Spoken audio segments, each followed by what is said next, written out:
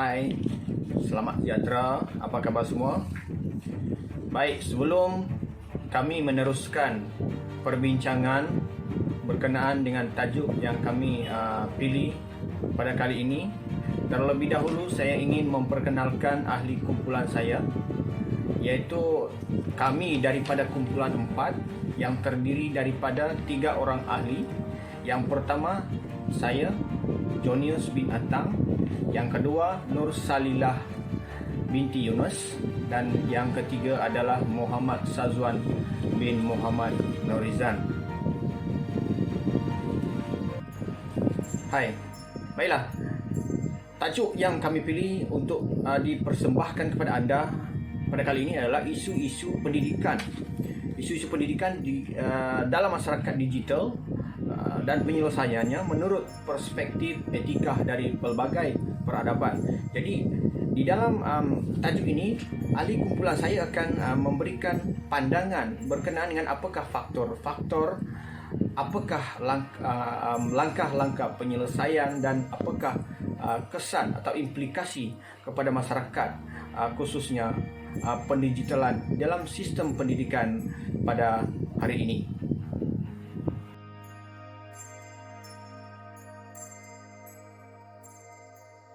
Assalamualaikum, saya Nusyalah Yunus. Sejak negara dilanda pandemik COVID-19, corak pembelajaran di dalam sistem pendidikan telah berubah dan norma baru tidak terjangka dalam akal fikiran. Segala yang berkaitan dengan internet akan menjadi satu keperluan di masa kini. Pembelajaran dalam talian iaitu online learning sejak kebelakang ini menjadi semakin popular akibat penularan wabak COVID-19 secara tiba-tiba yang telah mengejutkan seluruh dunia.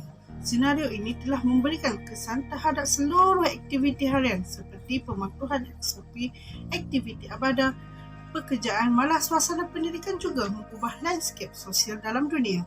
Apabila melihat perubahan dalam kehidupan iaitu pendigitalan, iaitu the digital transformation, tidak mustahil ia menjadi norma baru dalam kehidupan sejagat. Justru terdapat pelbagai kemudahan yang sebenarnya memberi banyak manfaat dari segi kos dan sebagainya di dalam pelbagai industri, dan kebanyakan industri dan organisasi serta agensi telah mengambil cabaran pendigitalan sebagai wadah ke arah dunia tanpa saparan, dan proses itu sedang berlaku di abad ini. Sejarah pembelajaran secara maya telah digunakan pakai pada awal 90-an, namun terdapat beberapa kekangan di kalangan pelajar dan para pendidik kerana pada masa itu tahap penguasaan ilmu digital pada tahap yang minimal. Di negara Eropah dan Barat, perkembangan teknologi ini sangat pesat seperti Amerika Syarikat dan sebagainya. Namun di peringkat Asia, situasi ini tidak berkembang seperti di mana di luar negara. Penularan wabak COVID-19 telah memberi implikasi besar terhadap seluruh dunia, termasuklah masyarakat di Malaysia. Malah salah satu perubahan ketara dapat diperhatikan adalah kesan daripada penularan wabak ini adalah dari segi capaian internet dan penggunaan teknologi digital di kalangan pengguna. Masyarakat dilihat semakin serasi dengan penggunaan kemudahan teknologi digital. Tambahan pula, ia telah menjadi satu keperluan wajib bagi setiap ahli keluarga, khususnya kemudahan pembelajaran dalam talian kepada anak-anak mereka. Justru, implikasi daripada gejala ini adalah ramai kanak-kanak pasca pandemik yang mempunyai kepakaran dan akses yang mudah terhadap capaian internet. Malah ibu bapa juga semakin ramai memberi galakan terhadap anak-anak untuk memiliki peranti elektronik peribadi. Tempoh pengajaran dan pembelajaran di rumah iaitu PDPR, secara teorinya kita dapat melihat anak-anak semakin celik IT dan tidak ketinggalan kerana mendapat pendedahan awal dengan. Assalamualaikum, saya Nusyalah Yunus. Sejak negara dilanda pandemik COVID-19, corak pembelajaran di dalam sistem pendidikan telah berubah dan norma baru tidak terjangka dalam akal fikiran. Segala yang Terdapat beberapa faktor yang menyebabkan masyarakat kurang mendapat pengetahuan dalam era globalisasi digital adalah seperti berikut. Pertama, ketiadaan peranti dan juga jaringan internet yang sempurna.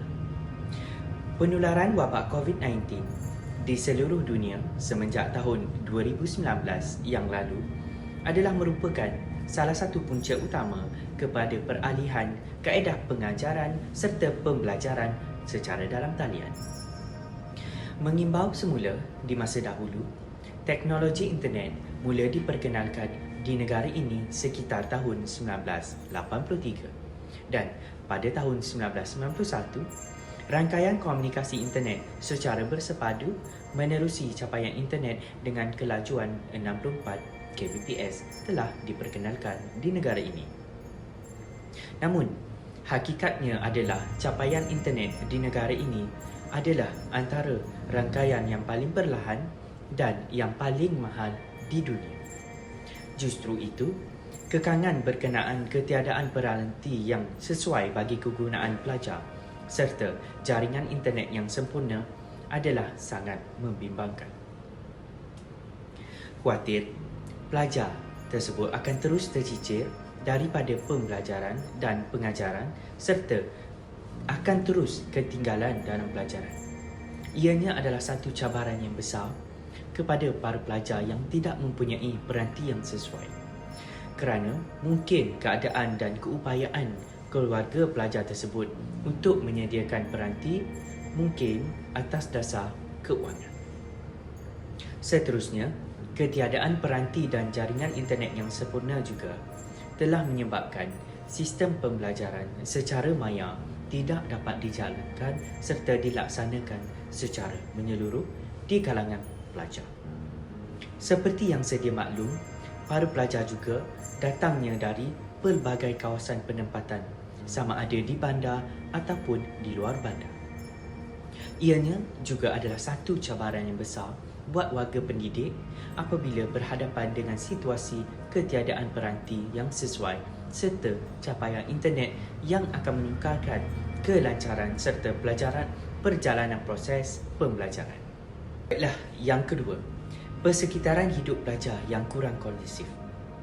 Menurut kajian pakar, menunjukkan tempoh berhadapan dengan skrin yang panjang bukan sahaja menjejaskan kesihatan fizikal, bahkan turut mempengaruhi corak tidur dan seterusnya mengganggu emosi pelajar.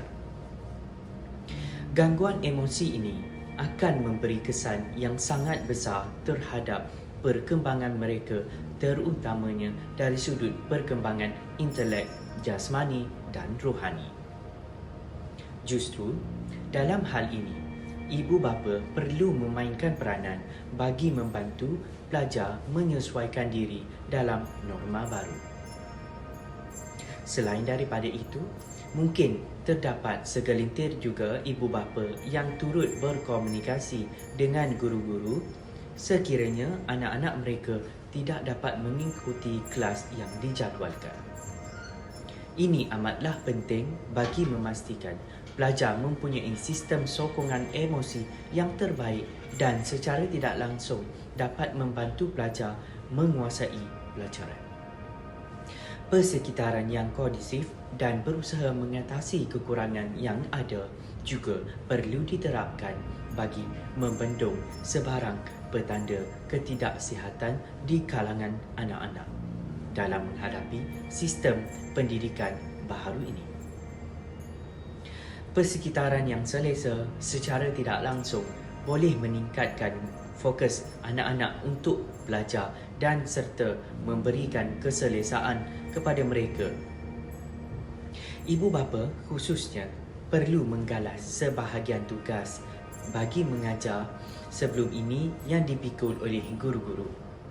Anak-anak juga perlu dipastikan adanya waktu riadah di rumah supaya mereka dapat memberi kelegaan setelah penat seharian mengulang kaji pelajaran. Seterusnya, akan membantu anak-anak kembali bertenaga malah mengembalikan emosi yang positif bagi mereka untuk terus belajar. Faktor yang ketiga, penguasaan kemahiran guru terhadap pedagogi digital. Pada zaman yang serba canggih ini, kemahiran dan penguasaan sepenuhnya terhadap ilmu berasaskan kepada teknologi maklumat sangat dititik beratkan agar semua masyarakat mendapat manfaat. Di dalam konteks pengajaran dan pembelajaran, peranan guru perlu melengkapkan diri dengan pelbagai ilmu pengetahuan mengenai penguasaan dalam teknologi digital yang baharu dan menguasai ilmu berkaitan e-pembelajaran supaya lebih mudah untuk menyampaikan ilmu kepada pelajar. Para pelajar pada hari ini menunjukkan banyak pengetahuan dalam pelbagai aspek untuk mendapatkan kerjaya serta kerja yang lebih baik. Justru itu, pembelajaran secara kolaboratif amat penting. Peranti mudah alih seperti komputer, biber, telefon pintar, tablet dan pelbagai alatan ICT yang lain boleh dijadikan platform meningkatkan pembelajaran kolaboratif. Maklumat diperlukan oleh pelajar semuanya ada di hujung jari mereka. Selain itu, sepanjang tempoh COVID-19 melanda negara, aktiviti pembelajaran melalui dalam talian adalah dilihat salah satu perubahan dalam aspek pengajaran, pentaksiran serta penyampaian ilmu. Google Malaysia menyokong KPM dalam menjadikan program D5 adalah sebagai satu program pembelajaran digital melalui Google Classroom. Melalui perubahan ini, akan dipastikan pelajar di Malaysia sangat kompeten dan secara digital untuk menghadapi norma-norma baru di alam persekolahan serta alam pekerjaan pada abad yang ke-21. Justru itu, penerapan literasi digital dalam kalangan guru-guru adalah diperlukan dalam mendepani cabaran pengajaran dan pembelajaran masa kini yang menuntut semua perkara dijalankan di atas talian.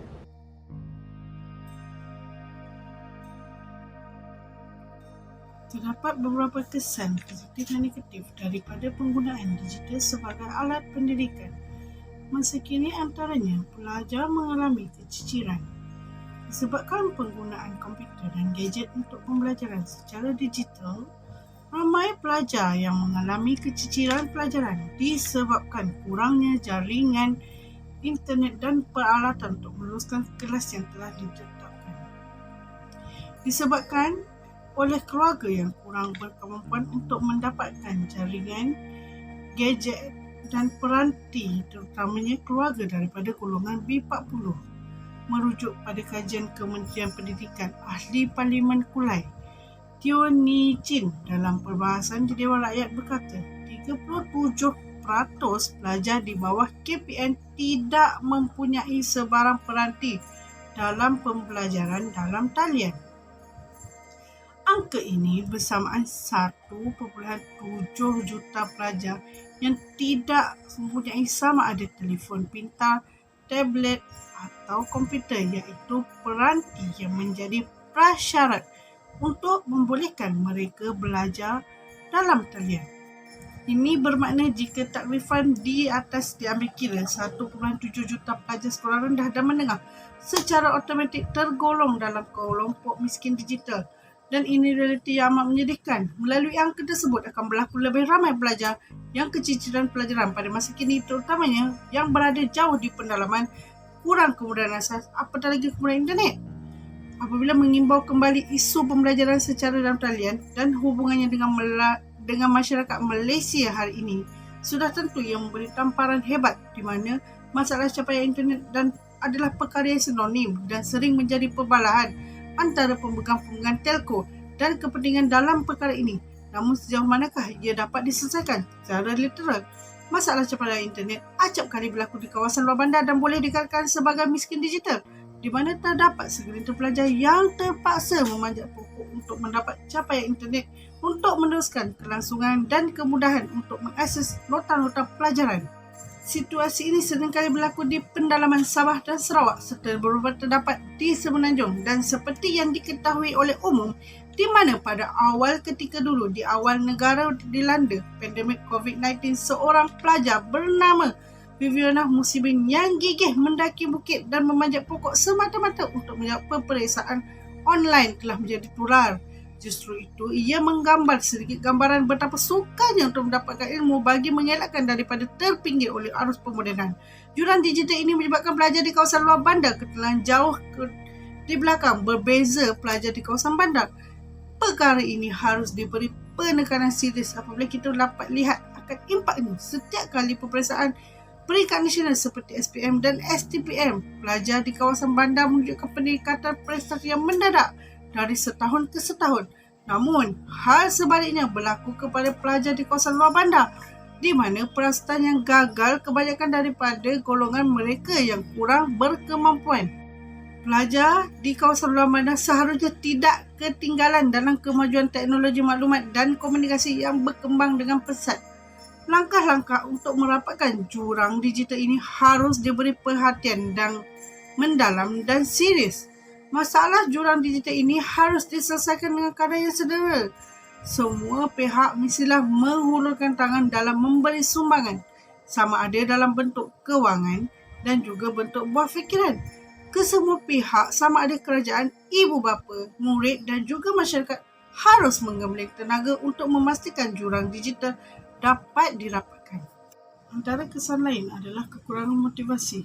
Kekurangan motivasi ini daripada ibu bapa menyebabkan motivasi para pelajar turut berkurang untuk meneruskan pembelajaran di atas talian. Hal ini kerana ibu bapa tidak mempunyai perhatian terhadap pendidikan anak kerana mereka lebih memberi keutamaan terhadap pekerjaan mereka dan pendapatan mereka sepanjang tempoh PDPR.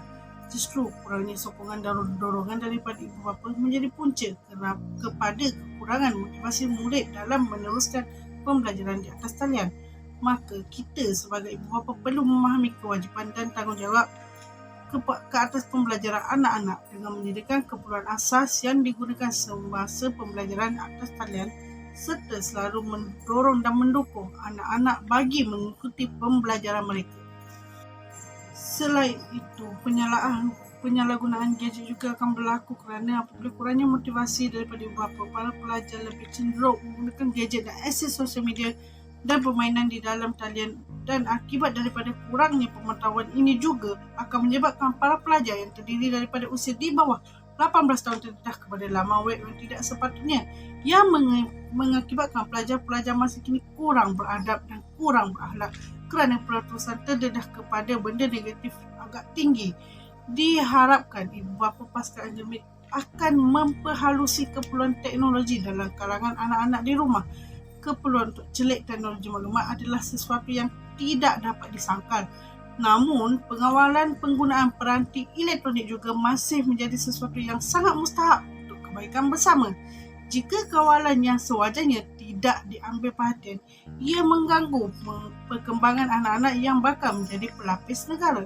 Tanggungjawab ibu bapa tidak seharusnya dilihat dari penyediaan keperluan fizikal semata-mata, malah keperluan mental dan sahsiah juga harus turut sama diberi perhatian untuk menjamin kelestarian masyarakat. Selain itu adalah kurang perbualan dua hala atau kurangnya berkomunikasi. Proses pembelajaran secara dalam talian ini menyebabkan kurangnya perbualan atau interaksi antara dua hala yang melibatkan antara guru dan pelajar serta rakan-rakan sekelas yang lain. Justru matlamat seorang pendidik tidak akan tercapai kerana kebanyakan guru sukar berinteraksi dengan pelajar atas faktor yang tidak dapat dielakkan. Hal ini kerana terdapat subjek yang memerlukan pihak guru dan pelajar berinteraksi secara berterusan bagi memberi kesefahaman yang baik, sebagai contoh mata pelajaran yang melibatkan teknikal dan sebagainya. Perkara sedemikian bukan sahaja berlaku di peringkat sekolah rendah, menengah, malah turut berlaku di kalangan pelajar universiti. Namun demikian, setiap peringkat adalah berbeza impaknya kerana peringkat universiti, kebanyakan pelajar adalah matang dan mempunyai pemahaman dan usaha dalam menguasai sesuatu mata pelajaran, dan ia sangat berbeza di kalangan pelajar yang masih berada di sekolah menengah dan sekolah rendah. Antara implikasi yang lain adalah pencemaran bahasa. Penggunaan internet pada masa kini menyebabkan pengaruh di dalam komunikasi telah berjaya merubah penggunaan bahasa dan sosial budaya. Ini kerana penjajahan barat dari aspek pakaian, makanan, cara hidup dan bahasa itu sendiri telah menukar jati diri seorang manusia.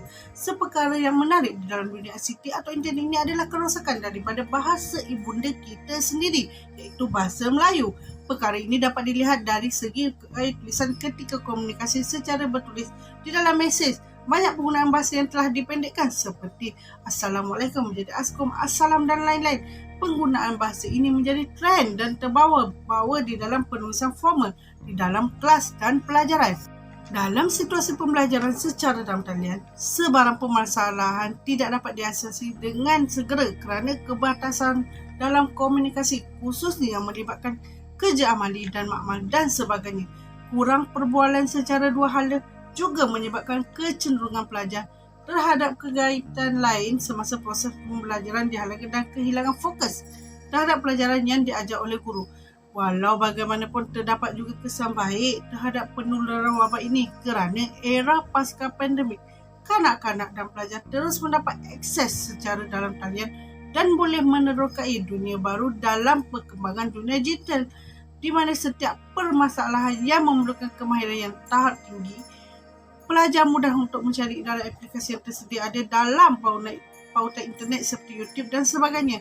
Tahap kebergantungan terhadap tenaga kerja guru semakin berkurang kerana pelajar itu tidak lagi bergantung sepenuhnya dalam pelajaran yang diajar oleh guru, malah terus membuat carian dalam laman sesawang dan jawapan akan dapat diperoleh dengan segera kerana banyak maklumat boleh dimanfaatkan di dalam laman sesawang yang boleh diakses dengan mudah, terutamanya bagi pelajar universiti dan peringkat menengah.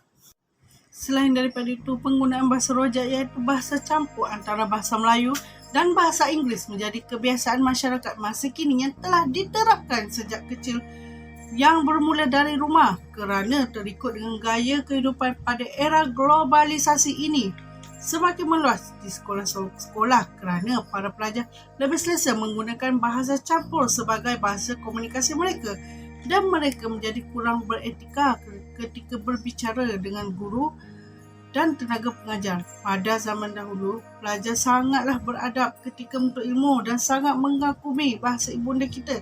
Tetapi masa kini kita dapat melihat kurangnya adab para pelajar terutama ketika menjawab soalan yang diwajukan kepada guru mereka. Sebagai contoh, guru kelas anak saya bertanya kepada seorang pelajar sewaktu sesi pelajaran online dijalankan, di manakah ayahnya bekerja?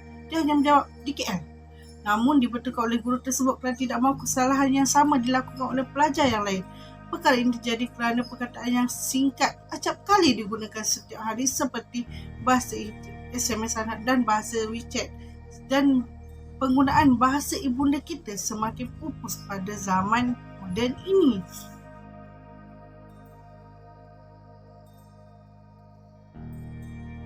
Hai, salam sejahtera. Kita beralih kepada langkah-langkah penyelesaian terhadap isu yang timbul di dalam sistem pendidikan secara digital menurut perspektif etika dan peradaban. Baik, terdapat beberapa langkah yang boleh dijadikan sebagai penentu dan cara mengatasi isu-isu yang timbul, iaitu latihan yang berterusan di dalam bidang teknologi digital. Baik, di dalam mendepani perkembangan dunia tanpa sempadan dan dengan perkembangan teknologi digital yang sangat pesat, latihan berterusan adalah sangat penting untuk mengukuhkan dan mengasah bakat serta kemahiran di dalam penggunaan atau menggunakan peralatan dan peranti yang disediakan dan yang terdapat di pasaran.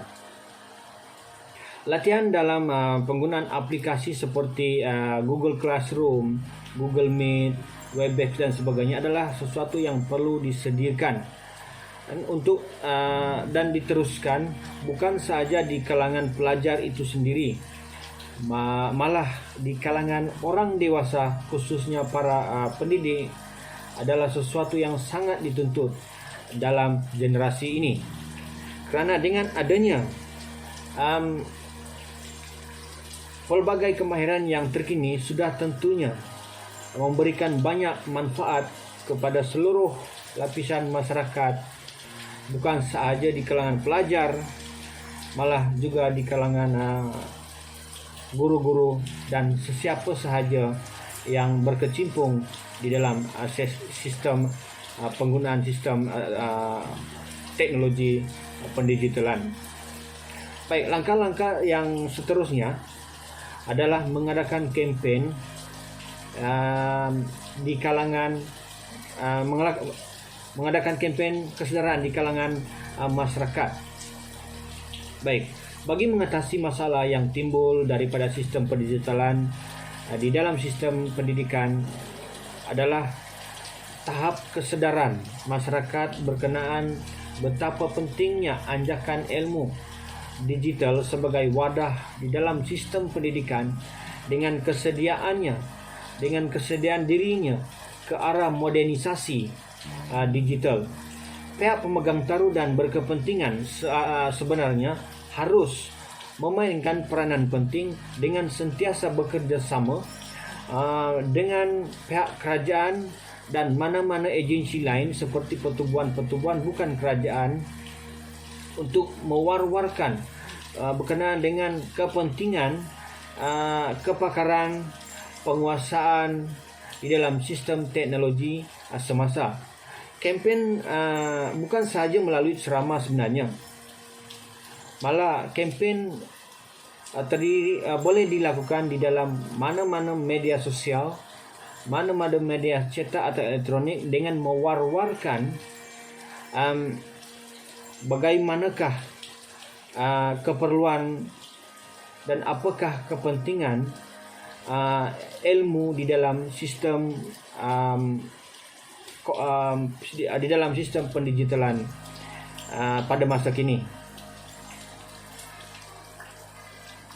khususnya di kalangan pelajar. Jadi semua pihak seharusnya sentiasa bersedia di dalam mendepani apa juga bentuk ancaman dari dalam dan luar negara, khususnya yang berkaitan dengan pengetahuan IT ataupun berkaitan dengan teknologi digital.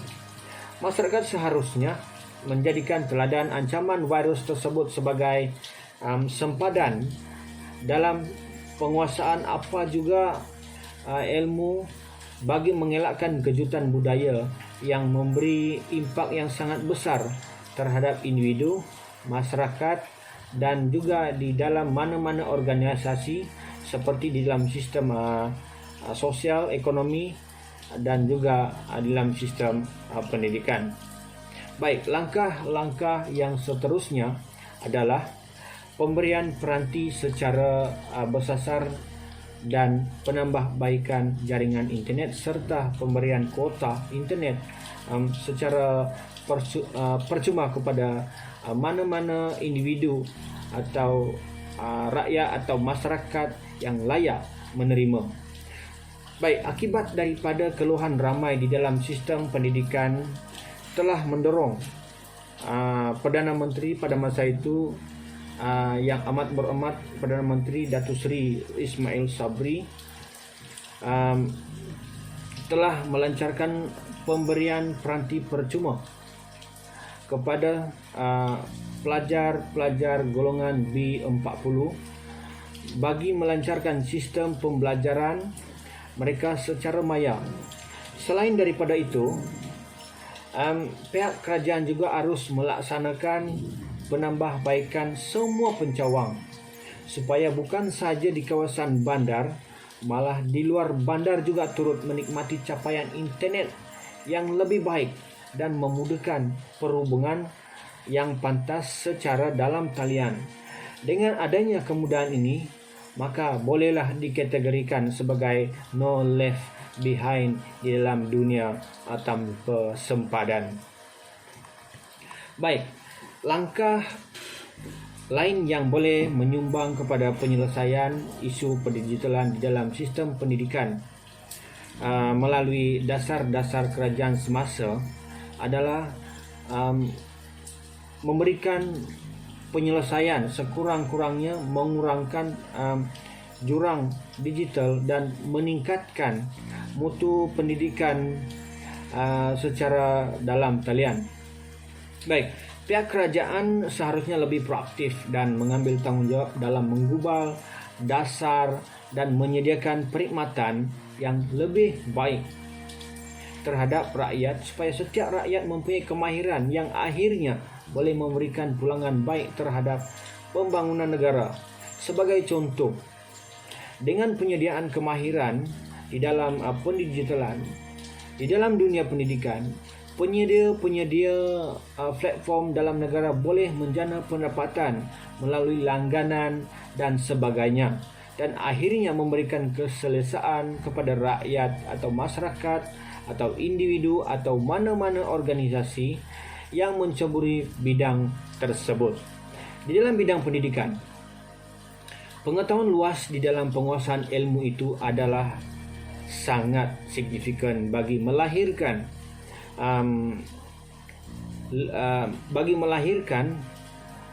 dan menerekai dunia alam maya yang lebih canggih. Justru itu peranan kerajaan pada dasarnya bukanlah sekadar melepaskan batuk di tangga, tetapi haruslah lebih ke hadapan, lebih prihatin di dalam meningkatkan kualiti pendidikan secara dalam talian. Oleh yang demikian, langkah-langkah tersebut pasti sedikit sebanyak memberi ruang kepada penyelesaian isu-isu pendidikan dalam masyarakat digital menurut perspektif etika dan peradaban. Dan kita beralih kepada slide yang seterusnya. Terima kasih.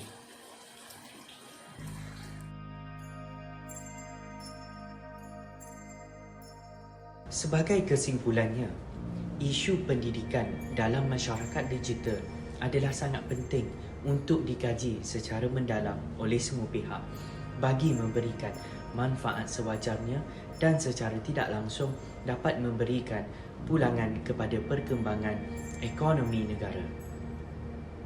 Setiap lapisan masyarakat, pelbagai latar belakang, kaum, bangsa dan agama haruslah mempersiapkan diri ke dunia teknologi tanpa sempadan.